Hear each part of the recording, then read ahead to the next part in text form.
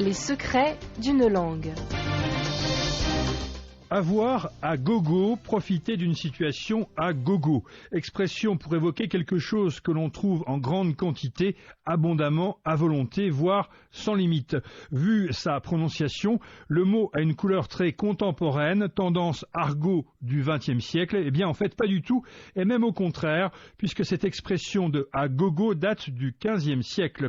Pour remonter le temps, cette fois, remettons-en nous à Claude Duneton, souvent cité dans cette chronique. Dès 1420, écrit-il, on trouve cette curieuse locution dans un poème de Charles d'Orléans.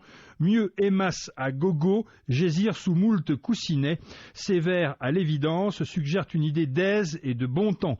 Gogo se disait en effet à l'époque des choses plaisantes et agréables qu'on a en abondance, comme dans les expressions « les gens riches vivent à gogo »,« il a de l'argent à gogo ». Ce mot de gogo vient en fait de l'ancien français gog, qui signifiait plaisanterie ou divertissement. Être dans les gogues, c'était être dans la joie, la bonne humeur et l'opulence. Deux autres mots descendent d'ailleurs directement de ces gogues, le mot goguenard pour dire qu'on est blagueur ou moqueur, et être en goguette, ce qui signifie s'amuser, se régaler, être enjoué. L'illustration du jour, c'est Marcel Proust qui nous la livre dans sa recherche du temps perdu aux environs de 1915. Cet homme-là avait vraiment l'air d'un petit notaire de province en goguette.